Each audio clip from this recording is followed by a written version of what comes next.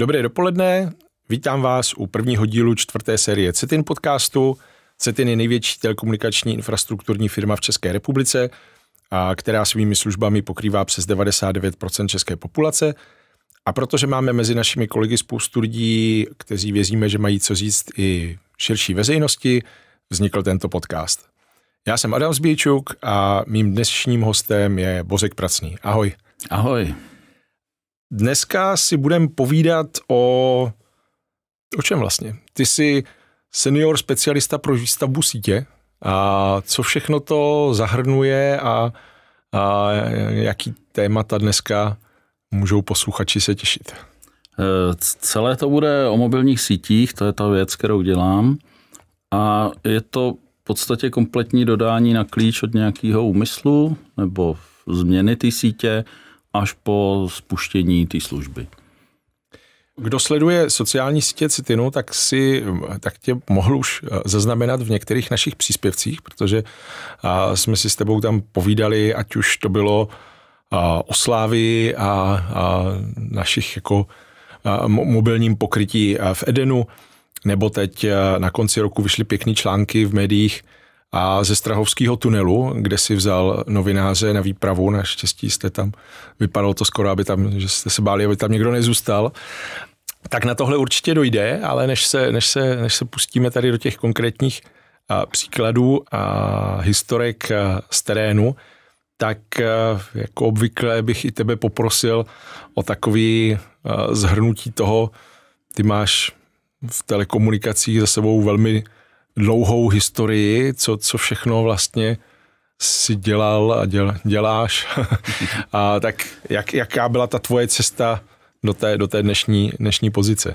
No ta cesta začala někdy v mých 15 letech, to jsem si vlastně uvědomil až teď, kdy jsem zkoušel jsem dělat radioamatérský sport.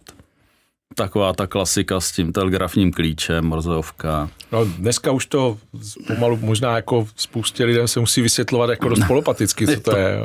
Je to opravdu historie, já si myslím, že to už je jenom pro pamětníky, tohleto. A přes nějakou školu elektroprůmyslovku jsem se dostal až k té práci, kterou dělám teďko. Prvotně jsem se zabýval nějakými počítači, dá se říct, když jsem v továrně v ZPA Košíře dělal nebo oživoval systémy pro řízení obráběcích strojů, což byla zajímavá doba, bylo to ještě před revolucí. Já se vůbec divím, že to vydrželo, ta fabrika, ten pracovní nápor, který jsme tam měli, ale skončilo to vlastně tím, že jsem odešel na vojnu a během toho firma skončila. Prostě to už bylo v nějakém 93. roce, kdy to položili a já jsem najednou na vojně byl a říkám, co budu dělat. Takže jsem si říkal, co bych nechtěl dělat a zjistil jsem, že nechci dělat jako řídit auto, protože jsem měl dopravní nehodu těsně před vojnou, do toho se mi fakt nechtělo. A pak jsem říkal, nechci dělat telefony, tomu prostě nerozumím. Tak, no a dopadlo to tak, že jsem přišel do Eurotelu a začal jsem řídit auto a stavěl mobilní telefonní síť. To byl Eurotel v podstatě na začátku. To je Eurotel na začátku. Ona ta síť se pouštěla v roce 91 a já jsem nastupoval až teda v roce 93, ale ten počet těch vysílačů to nebyly stovky, to byly nějaký malý desítky. Takže je to v podstatě, když se to vezme trošičku v úvozovkách, ale jenom trošičku, tak je to 30 let v jedné firmě? No, těch firm bylo několik, těch pozic bylo několik, ale je to v podstatě pořád pod stejného. Pokračující navazující přes různé pozice, řekněme i manažerskou pozici, zase zpátky na technickou nebo na nějakou takovouhle organizační. Takže od nějakých prvopočátků GSM přes všechny Gčka přibývaly. Od NMT dá se říct. Jo. To byla ještě ta analogová síť, která měla to báječné pokrytí, kdy z Počernic se telefonovalo v Orlických horách a v Rakousku se volalo přes vysílač na Kleti. Takový vzdálenosti byly běžný. Ty telefony byly nepředstavitelný pro dnešní lidi. Aby se mi vešel do tašky, tak jsem ho musel rozebrat. Musel jsem sundat baterii z toho a ty 2 části uložit do batohu prostě. To je tak rok... To je tak ten rok 93. No, já v tomhle ohledu, já jsem měl první mobil až někdy, vlastně hrozně pozdě, nějaký 99. tak to už byly z tohohle pohledu vlastně velmi moderní myslím v 96. že se pouštěla ta první GSM síť v republice a to už ty telefony začaly mít ty rozumné velikosti. No a potom, jak to přibývalo, tak i zkušenosti třeba ze Slovenska, všechny možný právě a změny, technologie, značky a ty sítě taky, že jo, s každou další generací se tam měnili dodavatelé. No na začátku byly ty sítě postavené na Nokia ve velkém procentu, byly tam sice nějaký pokusy nebo povinnosti snad použít jinýho dodavatele, ale pak to byl Ericsson třeba zase jako evropská firma. Až teprve s tím nástupem GSM, nebo respektive s tou výměnou technologie GSM, kdy ta síť se vlastně celá předělávala, tak tam byl ten čínský Huawei. Ten se vlastně posunul až do toho LTE, nebo 3G a LTE se s tím dělalo a teď v poslední době se přešlo kompletně na Ericsson. Ta technologie je dobrá, umí a jako je to věc, kterou tu síť potřebovala. Aby se dalo všechno nastavovat vzdáleně, nemuselo se nic přidávat, dělat nějaký velký rekonstrukce. Nějaká změna pásma ze 4G na 5G je dneska prostě mnohem jednodušší, než bývala dřív. My jsme právě i na sítích ukazovali už za poslední dobu vícero různých fotek a videí z terénu, kde je krásně vidět, že vlastně jako ta sada těch zařízení, který tam postupně, jak toho přibývalo, tak přibývaly, se vlastně jako změnila dneska v jedno zařízení, který to obsáhne všechno a je z tohohle hlediska mnohem jednodušší konfigurovatelný na dálku. Je fakt, že to bylo pestřejší, vůbec i problematičtější, řekněme, ta instalace, ale současný stav je prostě nejlepší, co mohl být. Taky to váží míň a míň zatěžuje střechu? Dá se říct, že míň to neváží. Nemá to ani menší spotřebu, ale umí to prostě víc. Když se mrknem na to, co máš na starosti teď, máte ty týmy vlastně nějak rozdělený jednak podle toho, čím se kdo zabývá, že jo? A taky potom nějakýma oblastma? Ono je to dost se to mění podle toho počtu typu projektu, který zrovna je a počtu těch zadáních. Takže jedno rozdělení je geografický, kde ty lidi mají přidělené nějaké regiony. Když přijde nějaký větší projekt v jednom místě, tak se za to podělí všichni. Prostě mění se to v čase, tak jak je zrovna potřeba. Ten tým je docela dobře postavený, dá se říct, že je odolný, zvládá tyhle návaly. Ale nedá se říct, že by vždycky všechno úplně vyšlo. No. To ani snad nemůžeme čekat při těch počtech, že se všechno podaří. Ale pokud jde o mě, o tyhle kromě řízení těch projektů, což je to hlavní zadávání těm zhotovitelům, v podstatě já musím vzít ty technické požadavky a zadat to tomu zhotoviteli tak, aby udělal to, co je potřeba. Protože se tím dostávají informace, které nepotřebujou, nebo si s nima nevědí rady. Takže musíme to vymyslet, jak to udělat na tom místě. Je to vlastně i tvůrčí činnost. To je jako velmi pozitivní záležitost, že člověk může něco tvořit, než jenom odbavovat nějakou administrativu nebo něco. Takže typicky, když třeba někdo, nevím, v nějaké lokalitě chtějí lepší pokrytí, tak je to i o tom vymyslet, jako kde to bude, jak to bude a jak se to přesně udělá. Ve spolupráci s tím RF-planningem. Oni v podstatě určují, mají ty svoje představy, určí, co chtějí a v té spolupráci řekneme, OK, tohle půjde, tohle nepůjde. Je to společný proces, podílí se na tom prostě všichni. No.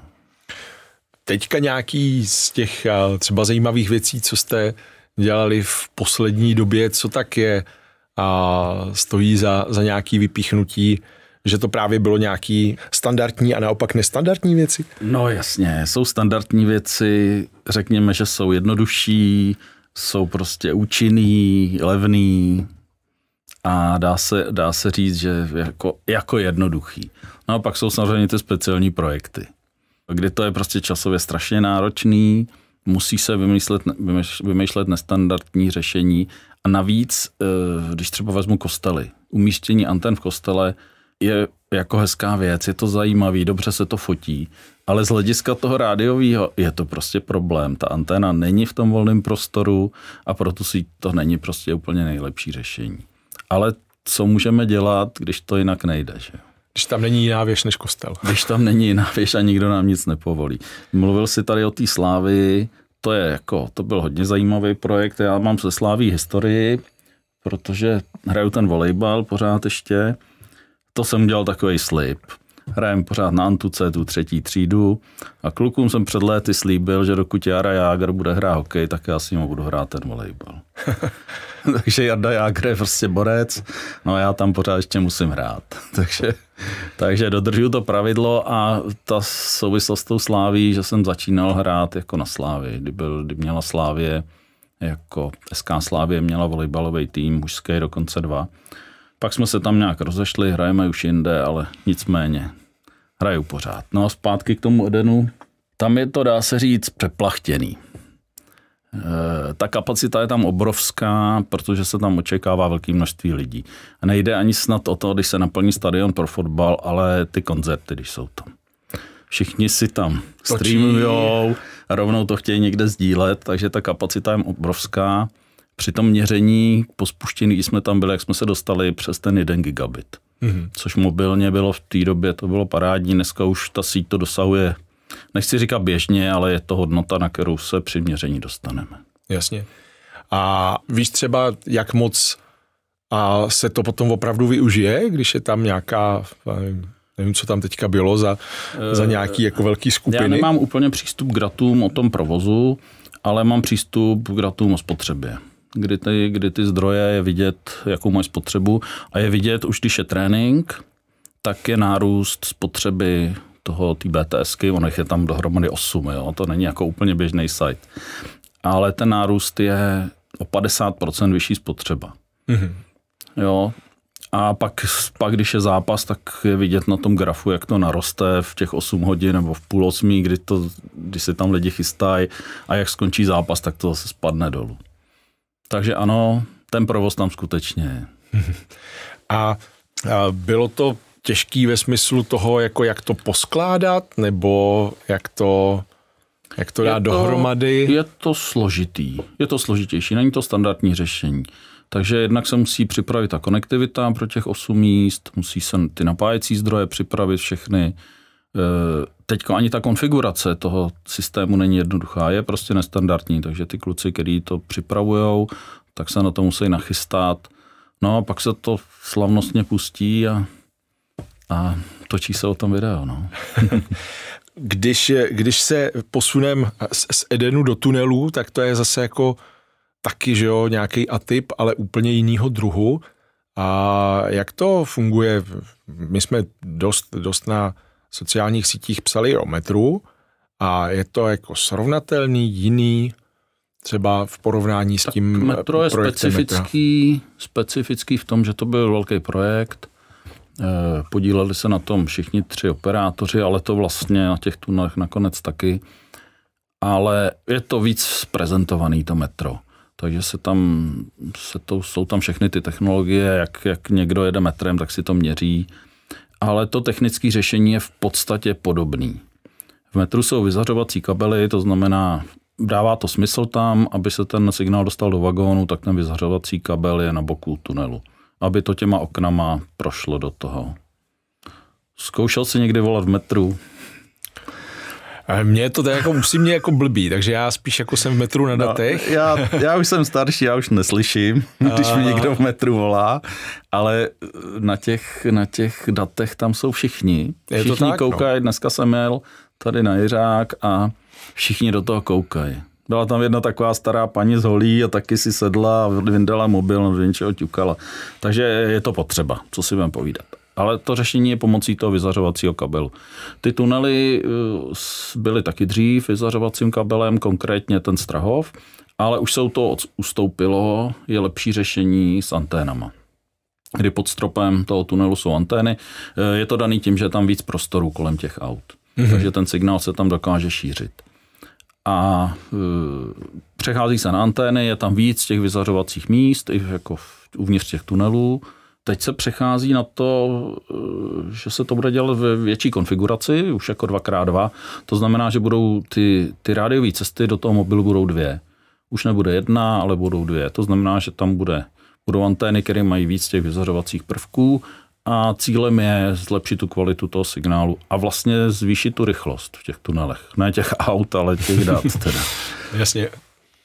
Takže se to pořád vyvíjí a jsou projekty na předělávání těch tunelů, přidávání 5Gček. Takže to, co se udělalo, se bude zase upravovat tak, aby to vyhovělo všem. A v tom článku bylo zmíněné, že se tam dá jako opravdu ztratit pod tím Strahovem. No, ztratil se tam někdo, jako z kolegů třeba? Pokaždý, když je tam nový kolega, tak se ztratí. To je taková tradice, protože se nechají ten kolega první a my zatočíme do té odbočky a je ztracen. Jako.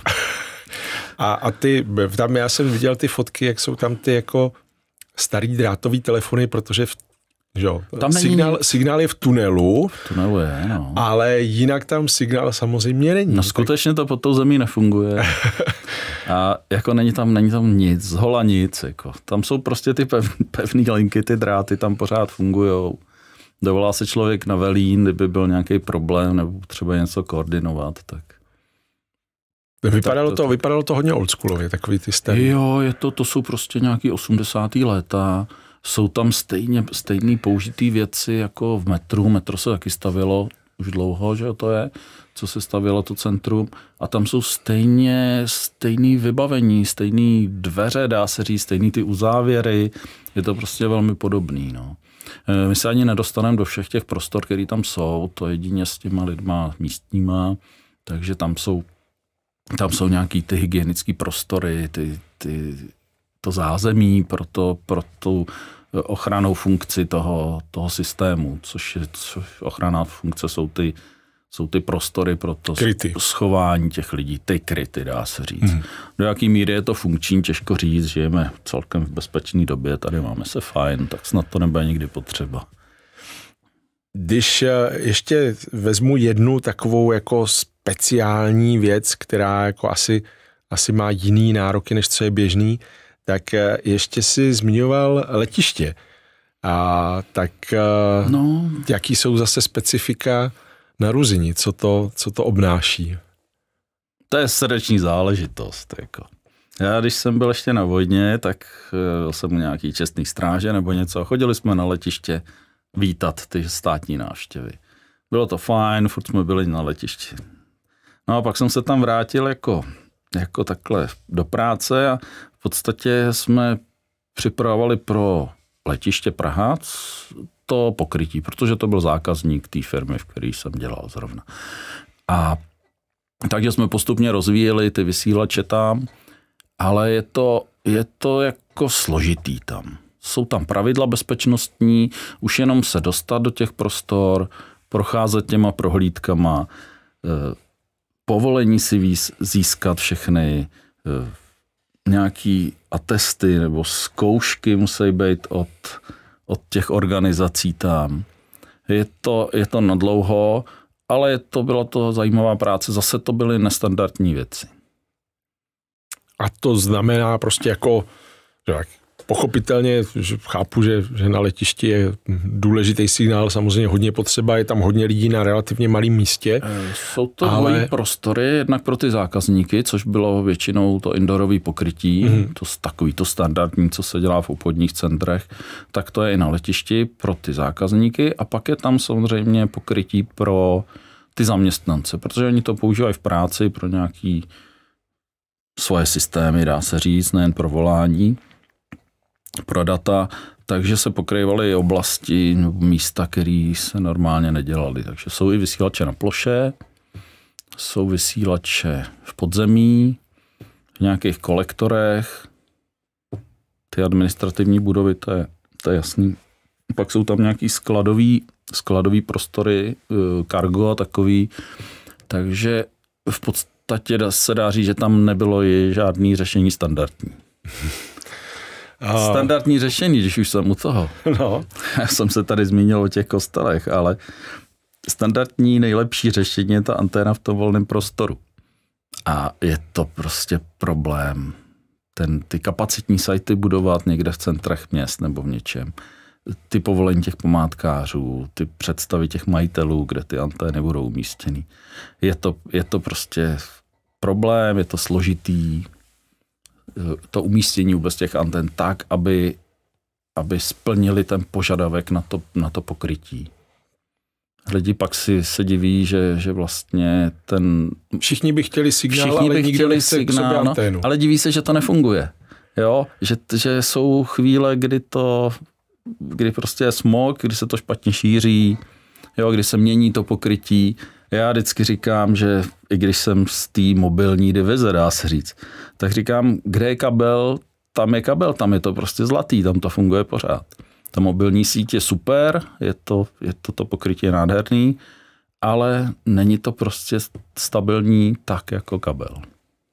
Tak to nám jdeš v tomhle na ránu, že jo, my tady téma většího zapojení optiky všude, kde to jde, to tady říkáme pořád, ale ono to někdy jinak nejde, že jo, prostě jsou logicky případy, kdy ty mobilní spoje jsou jediná varianta, protože ten kabel by se tam buď vykopat nedal, protože se to nesmí, nebo by to stálo takových peněz, že by se to nikdy prostě nemohlo zaplatit. Takže se nedá nic dělat. Ale tak i my pro ty mobilní sajty potřebujeme ty kabely, protože tu konektivitu musíme nějak vyřešit a ty vzdálenosti a ty objemy už nahrávají tomu, že ta optika by měla být úplně všude. V případě těch domlouvání se s těma lidma, kde by to, nebo majiteli, institucemi a tak dál, a setkáváš se někdy s tím, že by lidi měli nějaký jako, jak to v některých jiných zemích se pomalu zapalujou BTSky, protože si někdo někde přečetl, že by si měl dát alobalovou čepičku a že mu to usmaží hlavu. Stává se to? Jako stává se to, jsou i místa, kde se to kvůli tomu vlastně neudělá, kdy ta představa toho majitele je taková, že mu to bude smažit ty vajíčka v té lednici a takový, ale není to. Ty hodnoty, které ty vyzářený jsou hluboko pod, je to správně, hluboko pod tou schválenou nebo pod tou normou, pod tím limitem, takže počítají se hygienický výpočty, pokud výpočet je tak se jako blíží tomu limitu, tak máme u nás v týmu lidi, kteří to chodí oměřit potom a snad se ještě nestalo, aby to nevyhovělo. Jo, je to prostě nutnost to dneska měřit. Zrovna na Slávii teď nedávno měřili, aby ty fanoušci tam byli v bezpečí. Tak, že pro samotné techniky jsou nějaký taky speciální pravidla, jak dlouho můžeš být u toho samotného vysílače v plným je to tak, zapnutí na plnou palbu, ale ono ta plná palba se normálně prakticky nikdy nestane. I přesto se to měří na tu plnou palbu a ta musí být dost pod limitem, ale normální stav je tak, jasně, to měření je na plný výkon a ty normy to splňuje. Tam je vůbec ten předpoklad toho, že to těm lidem bude bránit, že se před to dostanou před tu anténu, kde to pole je prostě největší. Ty technici vědí, kde se můžou pohybovat, jsou to takzvaně ty osoby znalí, takže vědí, co si můžou dovolit, vědí, že předtím můžou projít, jo, že předtím nemají stát. Ale už z toho principu, kdy ten signál my potřebujeme z toho domu dostat pryč. A ne dolů. A ne skrz dům někam, tak prostě to elektromagnetické záření jde pryč z toho domu, takže ty lidi ty lidi jsou zatím bezpečí. Nemyslím zatím jako dočasně, ale za tou anténou. No jasně. Naopak se, myslím, občas stává, že se pak někdo diví, my máme anténu a nemáme dobrý signál, protože je přímo pod ní. To s tím souvisí, to je ta klasika s tím svícnem a s tím světlem. Prostě pod svícnem je tma. Ten signál, to pole, prostě těch 7 čárek nebo kolik je na těch telefonech, je samozřejmě největší v tom místě před tou anténou. A dolů se to nešíří. Navíc jsou to prostě to 7 pater dolů, takže v tom domě to určitě funguje, ne, že by to tam nebylo vůbec, ale ten signál je tam horší než v tom protějším objektu. Jasně. Byly doby, kdy jsme přišli na budovu administrativní, na nějakou továrnu a že tam chceme dát BTSku a pán se zeptal, a kolik vám za to budeme platit. Jako chtěli ten signál mít a byli ochotní něco za to obětovat. Dneska prostě všichni chtějí peníze. Stává se, že někdo chce tolik peněz, že mu poděkujete a zeptáte se sousedů? Stává se, ale mnohem častější je, že to tam nechtějí vůbec. Jednak jsou to nějaký ty předsudky, ten strach z toho 5G, jak v té Británii pálili ty sajty, jako kdyby ten lidský organismus dokázal rozlišit to kódování, jestli 5G přijímá nebo 4G nebo 5G. Jo, jako, pro mě je to nepředstavitelný, ale ten strach těch lidí tam je nějaký. Takže stane se, že to tam nechtějí, že z toho je málo peněz, protože je tam těch subjektů víc a když to rozpočítají, tak z toho nic nemají, to pro ně spíš zátěž než to. Ale málo se stává, že by to nechtěli kvůli tomu elektromagnetickému záření. Je to spíš otázka peněz a prudy. Je to o penězích. Zatím jsme probrali celou řadu jako speciálních lokací, letiště, den nebo tunely, ale když bychom vzali, já vím, že se to těžko jako úplně generalizuje, ale takový klasický prostě běžnej, velmi v úvozovkách, průběh té, řekněme, zakázky od začátku do konce, co všechno se vlastně jako musí stát a co všechno, kolik třeba lidí na tom a jako zapojených, aby jsme se od toho primárního podnětu, plánu dostali až do spuštění. Je to různý, záleží to hodně na tom, jaký typ toho vysílače, té lokality to je. Když vezmu úplně nějaký nejjednodušší případ, kdy se to staví na obecním objektu, ta obec o to má zájem a dokonce tam je optická konektivita, tak je to vlastně jednoduchá záležitost. S obcí se domluvíme, předložíme jim, nebo v podstatě ten prvotní věc je ten RF planning, to oddělení, vytvoří to zadání, tu představu o tom pokrytí. Vybereme zhotovitele, který to realizuje a jedeme na místě tu tvůrčí činnost dělat, vymyslet to řešení. Na základě téhle návštěvy vzniká studie, s kterou se pracuje dál, když se to schvaluje, jestli je to správné řešení a předkládá se to tomu majiteli. Na základě toho se podepisuje smlouva s majitelem na to umístění a ten zhotovitel schání povolení nebo vyřizuje stavební povolení. Obecně, nepůjdu do detailů, ale obecně vyřídí povolení. A jakmile máme povolení a podepsanou smlouvu, tak začíná realizace. Dá se říct, že nejrychlejší je nějakých 5-8 měsíců, se dá říct. Ale to je ten případ, kdy na první dobrou to jde. A pak jsou velký sajty, věže, kde těch vyjadřovaček, těch věcí, které je potřeba vyzískat, je veliká hromada. Jsou na to specialisti, kteří vědí, znají, co se má dodat. Opět na tom pracuje ten zhotovitel, ale tam jsou vynětí z půdního fondu, tam jsou prostě souhlasy kvůli elektropřípojce. Jo, je to strašně složitý. Já si myslím, že 2 roky je tak doba, když to jde, tak se to splní, tak se to postaví za 2 roky, ale taky se to nemusí za 5 let podařit. Co jsou takový nejtypičtější kámeny úrazu, kdybys měl nějak tak zkusit odhadnout, kde se to může z těch 2 let změnit na 5? No, jsou to různý orgány té státní správy, kdy ty památkáři to zarazejí, když se ten site, kdy ho chceme v nějaký památkové zóně, nebo životní prostředí se proti tomu postaví, a pak samozřejmě ty majitelé. Dneska člověk, majitel pozemku, se rozhodne, že nás tam nepustí s cestou, nebo s přípojkou, nebo s optickým kabelem a nedá se s tím v podstatě nic dělat. A pak samozřejmě ty náklady přijdou vniveč.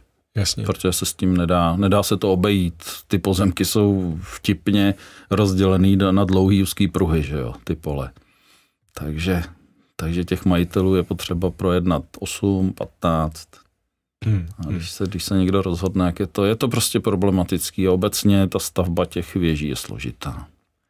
A stává se, řekněme nějak častějíc, že by něco už bylo a protože se něco změní, nevím, bourá se kravín a přijdeme tím pádem o stanici. Já jakože vím, že to se prostě logicky, statisticky na to množství a BTSek musí občas stát, ale je to jako, jsou to jednotky ročně nebo desítky?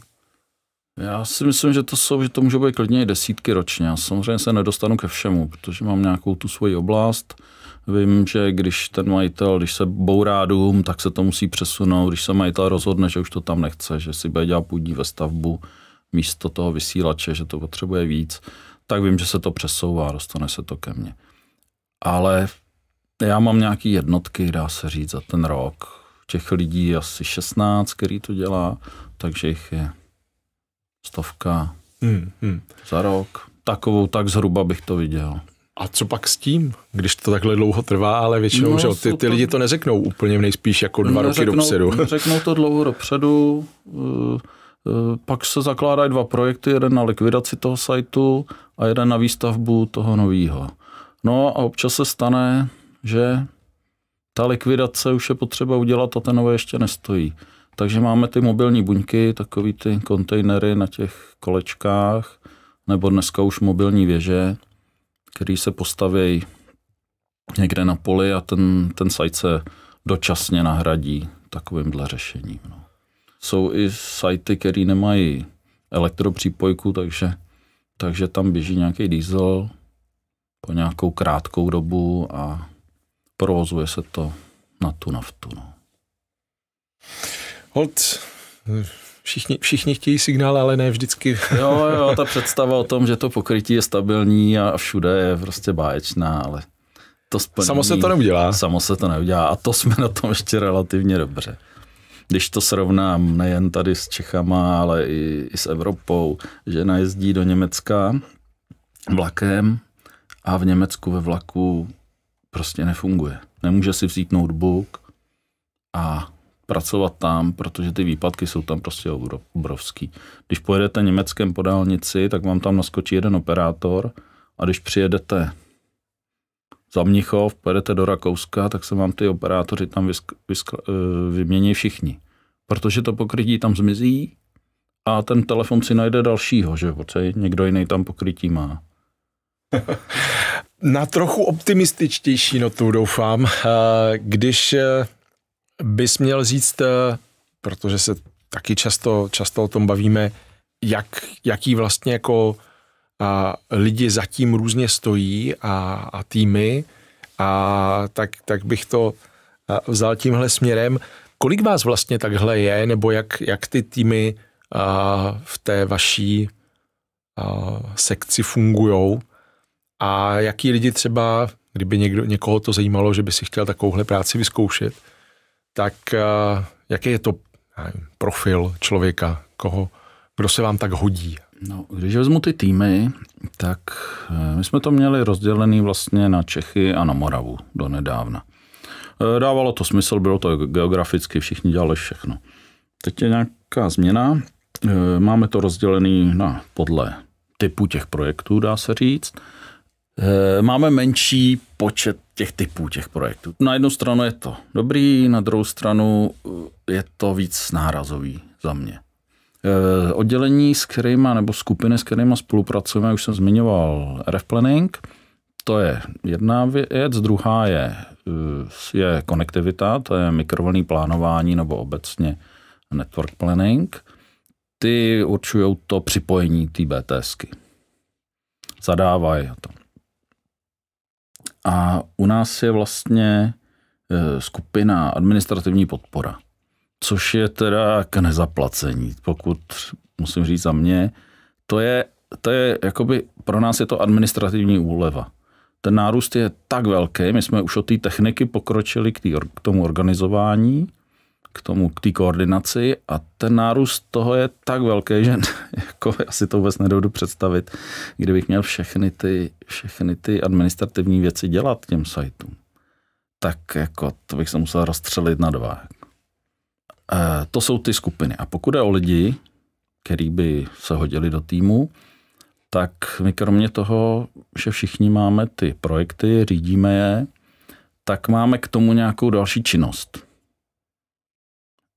Protože musíme definovat ty standardy pro ty zhotovitele. Musíme mít nějaký popis toho, jak se to má dělat a za každou část byl zodpovědný nebo je zodpovědný nějaký ten koordinátor. Takže připravujeme ty podklady pro ty výběrové řízení, pro ty tendry. Máme dokumentaci. Takže někdo připravuje nějaký standardy na věže, na hromosvody, tak, aby se podle toho dalo dělat. Protože u těch zhotovitelů ty lidi se poměrně dost točí. Přijde jim nový člověk, potřebuje vědět, potřebuje se mít do čeho podívat. No. A pokud jde, co bychom potřebovali u nás, jaký ty lidi mají být, oni musí být hlavně ochotný vlastně dělat.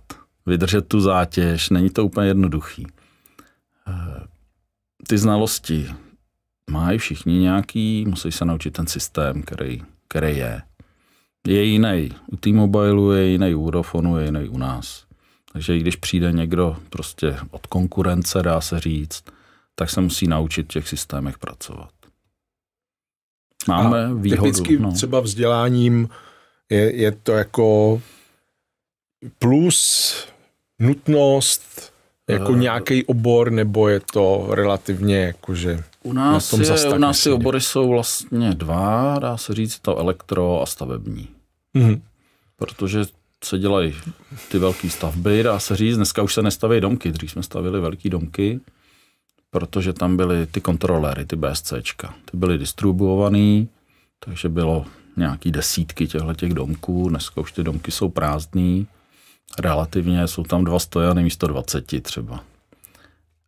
Taky jsme zrovna nedávno ukazovali, jak se z toho v tom velkém místě, jak se to všechno jako zmenšuje. Jo. Takže tyhle dva obory jsou prostě výhodou. My máme všichni ty zkoušky elektro, že jo, co bychom měli mít, pro tu naší práci potřebujeme, aspoň teda část těch lidí. Pak máme statika, to je k nezaplacení, vlastní statik, to byl dlouho problém, protože statiku je nedostatek. Právník se hodí, ten tým je složený ze spousta lidí, spousta profesí, ty objemy se prostě nějak daří zvládat, ale myslím si, že je nás furt málo. Je to dost při těch velkých projektech. Já si vzpomínám, kdysi dávno, když byly velký projekty, mluvil si o Slovensku, když se stavilo GSM-ko poprvé, co bylo ještě, nějaký 3Gčko. To byly doby, kdy se chodilo, nebo nevím, jestli všichni, ale já jsem chodil dělat administrativu v sobotu. Protože to jinak nešlo. Jezdil jsem, a nebylo to tak, že bych jezdil do kanceláře, ale jezdil jsem k těm firmám, který taky přes týden montovali a v sobotu dělali administrativu. Takže my jsme tam na místě, seděli jsme naproti sobě u stolu a dělali jsme tohle. No. A to už není. A to už není, je to v podstatě díky té podpoře výstavby, kterou máme, že to jako vlastně ubylo, té práce, ale jsou projekty, kdyby to vlastně si to zasloužilo, mít nějaký přes čas nebo něco. Jo? těm lidem se nechce. Já třeba si to nedovedu představit mít malé děti a tyhle ty objemy, ty nárazový, jako zvládat. Vůbec, jako. To bych je prostě neviděl.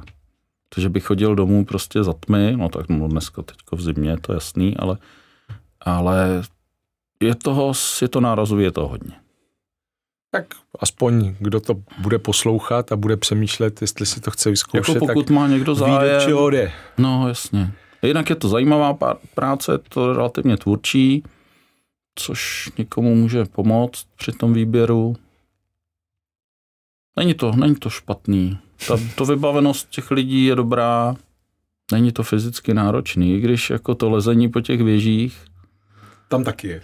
No jasně, my máme všichni to školení na výšky, že jo, musíme to absolvovat každý rok a jako líst na 100-metrový komín, přebírat práci, to je prostě půl hodina nahoru. No tak to je dobrý, že říkáš, takže kdo má strach z výšek, pro tohohle ta práce úplně není, ne? No, tak, dá se říct, ale když bude dobrý, tak může dělat něco jiného. Jo, tak jako to místo je tam asi pro každýho. Právník může být. Právník nemusí, no. Právník nemusí.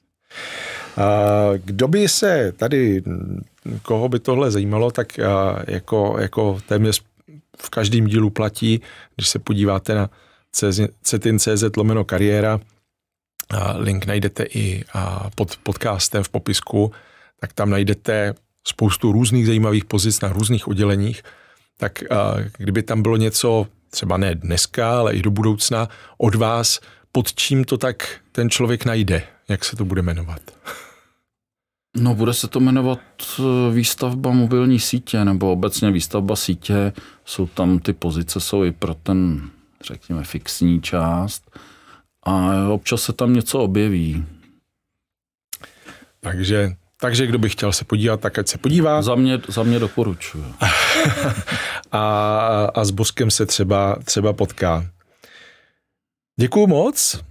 Bylo to spousta zajímavého povídání a dáme možná ještě do toho odkazu pod podcast i odkaz na nějakou hezkou galerii, třeba ze Strahova nebo z nějakých dalších míst, a ať si můžete rovnou prokliknout na fotky z mnoha kilometrových tunelů. A děkuju za povídání a budu se těšit zase někdy příště. Taky děkuju a pěkný den. Díky.